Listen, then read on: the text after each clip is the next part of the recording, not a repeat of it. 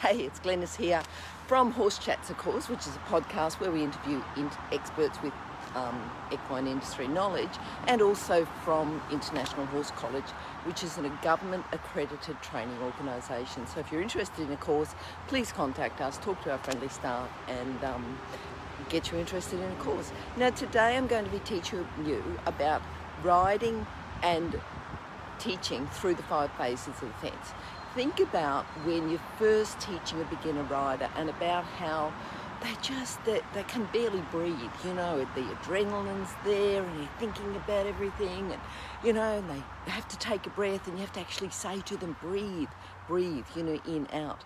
And then when they move on and they start to do some rising trot, and you've got to actually say up, down, and keep them with the rhythm, because I can't think of a lot more. But then as your riders go on and as you go on as a rider, you can start to think of a lot more. And say you're at the stage where you're jumping and you're coming into a fence, but you'd like to improve your jumping more, or you'd like to teach improvement more.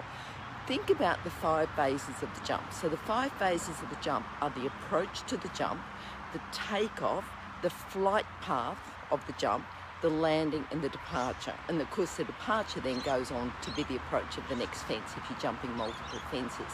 So think about teaching through there. Now you might initially start to say on the approach, just think, have your horse forward going, which could be a forward going trot, it could be a bouncy canter, it could be a ground covering canter, but they're all forward going, so the horse is thinking of going forward.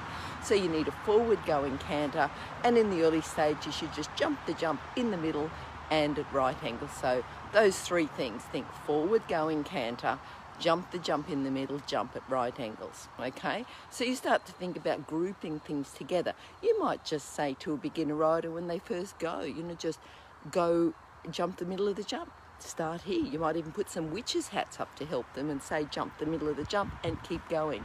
But as your rider becomes more experienced and as you become more experienced, you can start to think of multiple things. And generally, if you think of grouping things together in 3, so you might think, okay, the horse is going to go forward in a forward-going pace, whether it's trot or canter, whether it's bouncy canter or ground covering canter, it doesn't really matter so long as it's a forward going canter. But then also start to bring in that you would like to have the horse going, jumping the middle of the jump and approaching at right angles. So those 3 things you can think of. Then if you think about, even if you group that takeoff, flight and landing, because it comes so close together, you might think about asking the rider to do something through those phases because it is pretty quick. And even just asking like a single thing, you could say, look up, focus on your line, see where you're going. Or if you have got a more experienced rider, you can start to group it.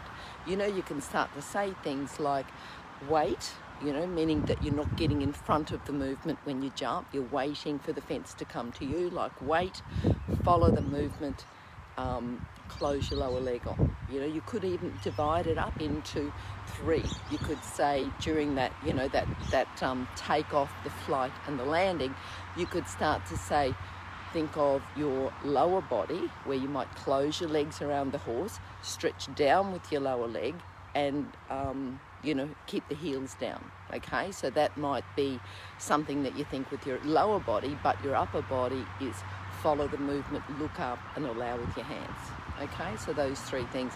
And then of course on the landing you might think, closing the leg on, getting the quality of the canter and making sure you've got the correct bend and flexion for the next corner. So start to think about grouping things together. So you've got the 5 phases of the jump, which is the approach to the jump, the takeoff, the flight path, the landing and the departure, which then turns into your approach to the next jump.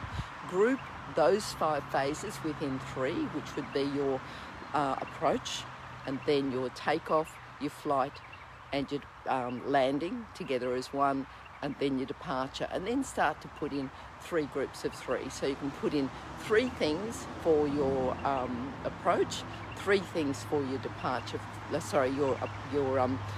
departure, flight, landing, and then 3 things for your, I'm getting a bit mixed up here, but 3 things here when you're approaching the jump, 3 things as the horse is taking off in flight and landing from the and then 3 things here as the horse is departing.